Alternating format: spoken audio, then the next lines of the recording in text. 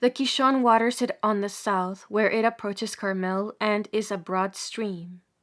Though easily fordable towards its mouth, the Belus Namane flows through it towards the north, washing Acre itself, and is a stream of even greater volume than the Kishon, though it has but a short course. The third of the Phoenician plains, as we proceed from south to north, is that of Tyre. This is a long but comparatively narrow strip, reaching from the Ras El Abiad towards the south to Sarepta on the north, a distance of about 20 miles, but in no part more than 5 miles across, and generally less than 2 miles. It is watered about midday by the copious stream of the Kasimiye, or Litany, which, rising east of Lebanon, in the Buka, or Coelesirian Valley, forces its way through the mountain chain by a series of tremendous gorges, and debouches upon the Tyrian lowland about 3 miles to the southeast of the present city, near the modern Khan el Kasimiye, whence it flows peaceably to the sea with many windings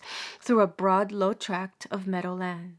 Other rills and rivulets descending from the west flank of the great mountain increase the productiveness of the plain, while copious fountains of water gush forth with surprising force in places, more especially at Ras El Ain, 3 miles from Tyre to the south.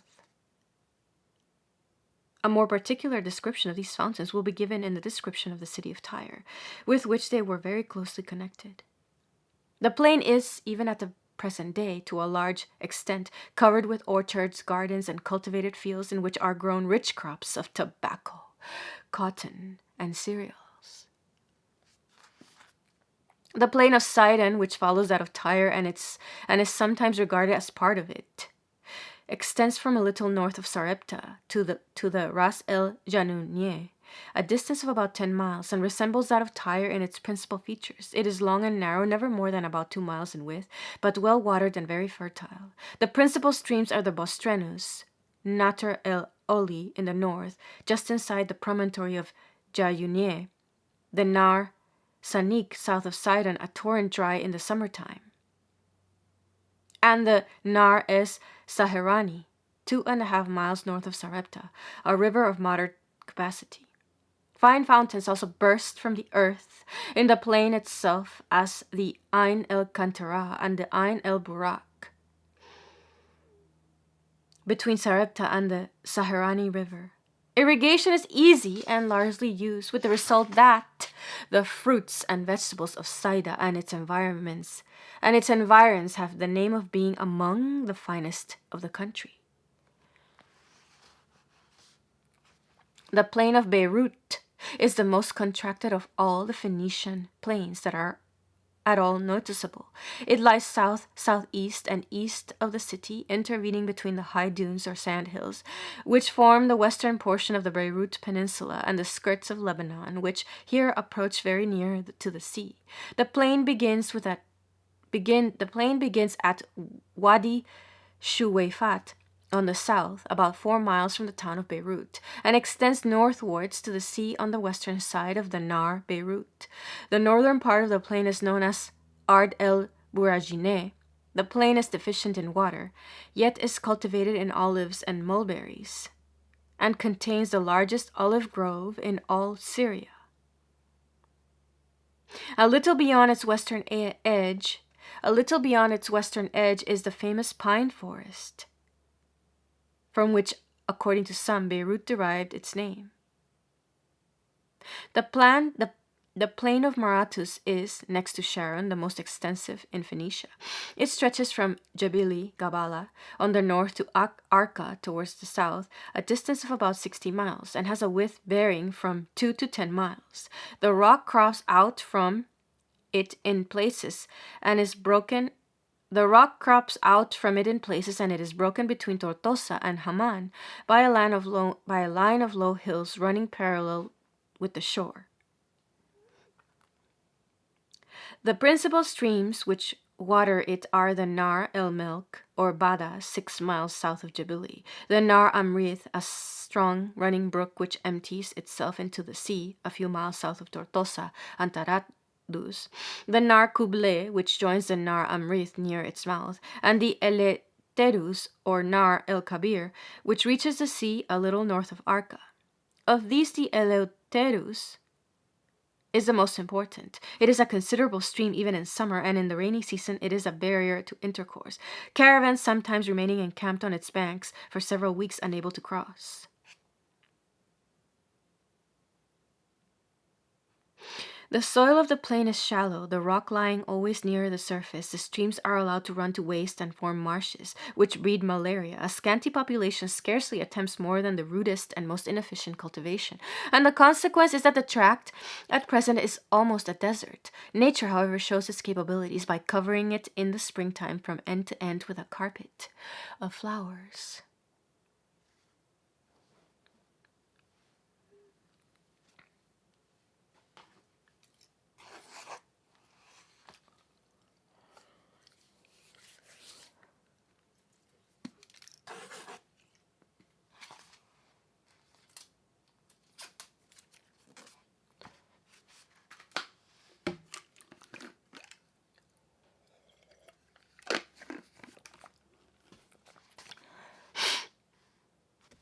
From the edges of the plains, and sometimes from the very shore of the sea, rise up chalky slopes or steep rounded hills, partly left to nature and covered with trees and shrubs, partly at the present day cultivated and studded with villages.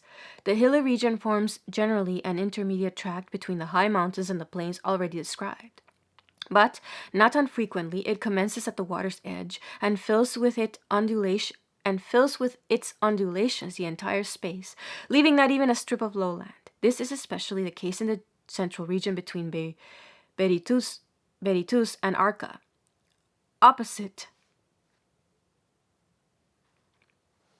This is especially the case in the central region between Beirut and Arca, opposite the highest portion of the Lebanon, and again in the north between Cape Posidi and Jebili, opposite the more northern part of Bargillus. The hilly region in these places is a broad tract of alternate wooded heights and deep romantic valleys with streams murmuring amid their shades. Sometimes the hills are cultivated in terraces,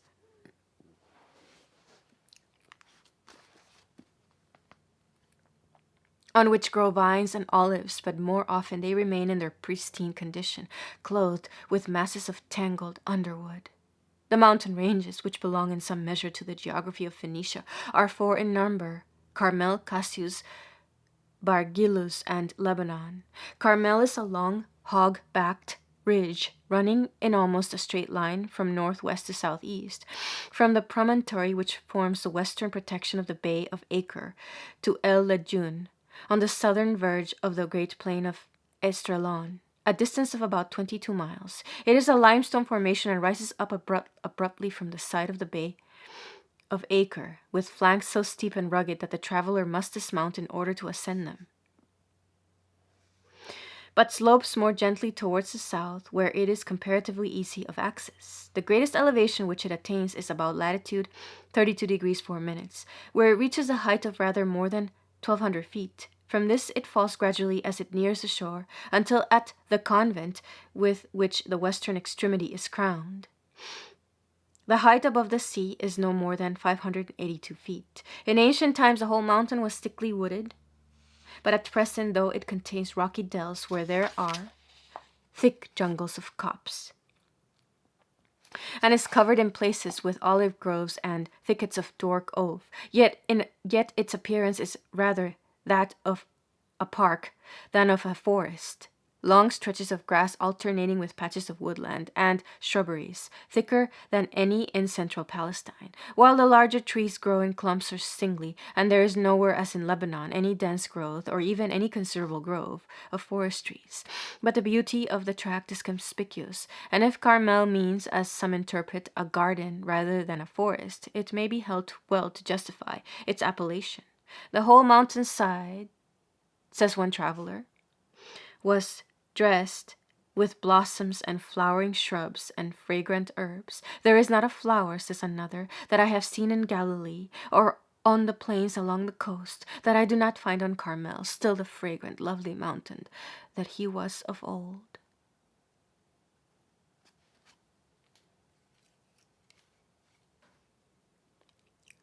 The geological structure of Carmel is, in the main, what is called the Jura Formation, or the Upper Oolite. a soft white limestone with nodules and veins of flint.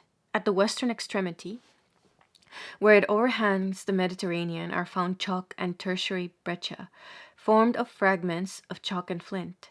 On the northeast of the mountain, beyond the Nar el Mukata, plutonic rocks appear, breaking through the deposit strata and forming the beginning of the basalt formation which runs through the plain of Esdraelon to Tabor and the Sea of Galilee. Like most limestone formations, Carmel abounds in caves, which are said to be more than 2,000 in number, and are often of great length and extremely tortuous. Carmel, the great southern headland of Phoenicia, is balanced in a certain sense by the extreme northern headland of Cassius. Mount Cassius is, strictly speaking, the termination of a spur from Bargillus, but it has so marked and peculiarly a character that it seems entitled to separate description.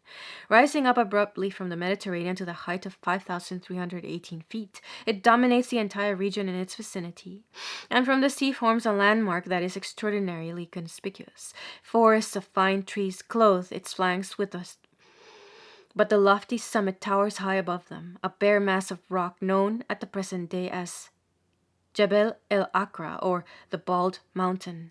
It is formed mainly of the same Cretaceous limestone as the other mountains of these parts, and like them has a rounded summit. But rocks of igneous origin enter into its geological structure, and in its vegetation it more resembles the mountain ranges of Taurus and Amanus than those of southern Syria and Palestine.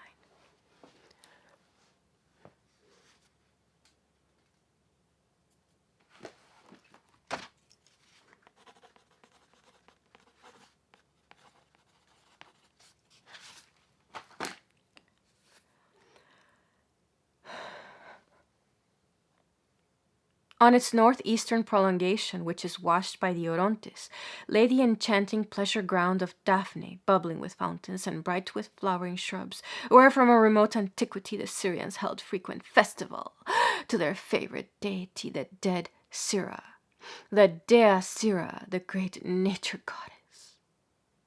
The elevated tract known to the ancients as Bargillus, and to modern geographers as the Ansairie,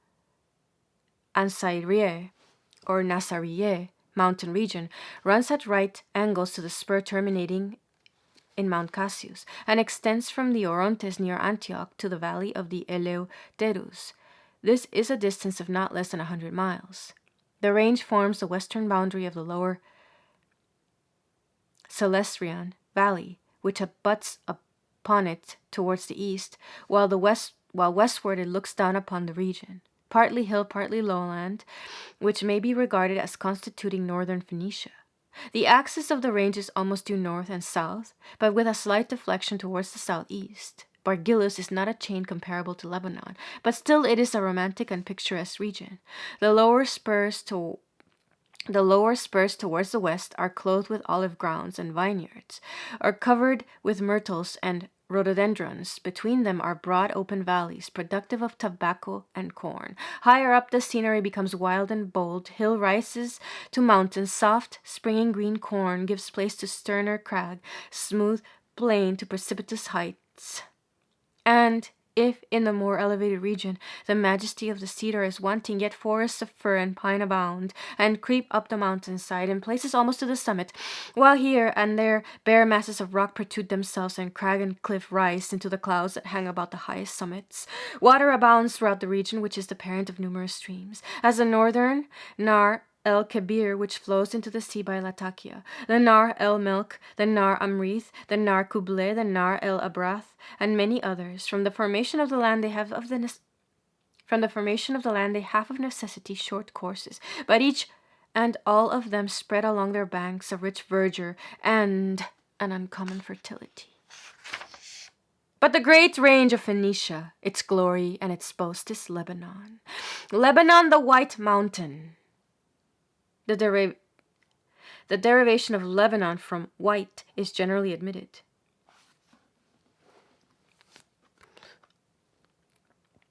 The Mont Blanc of Palestine.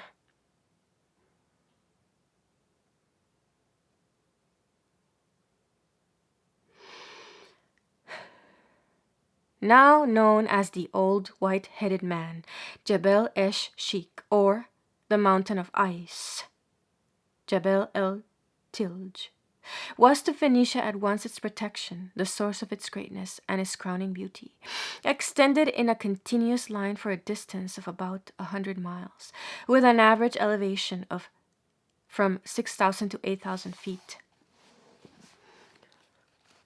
and steepest on its eastern side. It formed a wall against which the waves of eastern invasion naturally broke, a bulwark which seemed to say to them, "Thus far shall ye go and no further."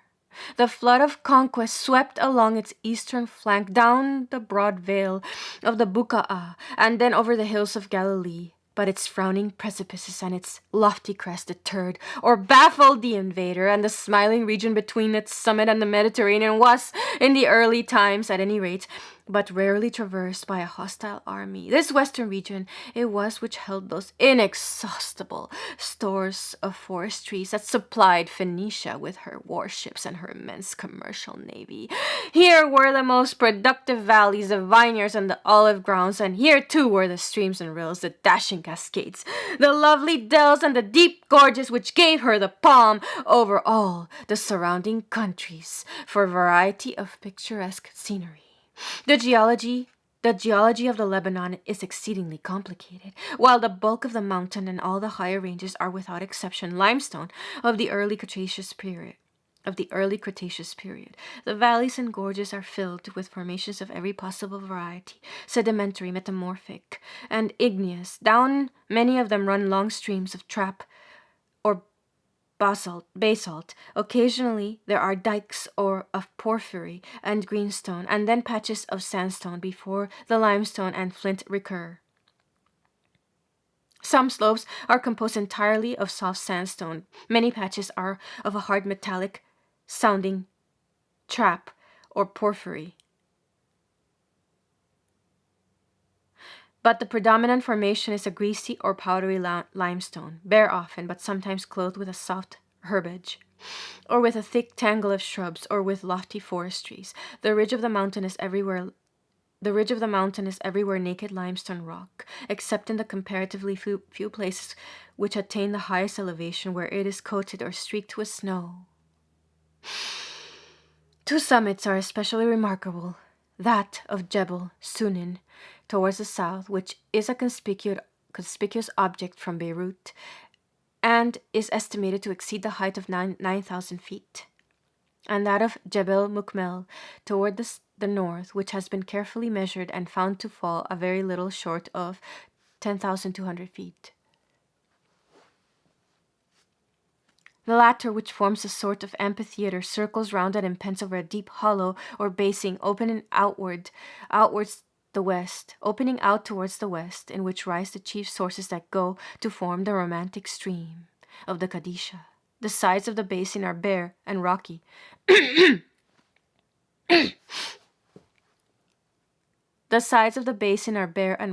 Fringed here and there with the rough knolls which mark the deposits of ancient glaciers, the moraines of the Lebanon. In this basin stand the cedars. It is not indeed true, as was for a long time supposed, that the cedar grove of Jebel Mukmel is the sole remnant of that primeval cedar forest which was anciently the glory of the mountain.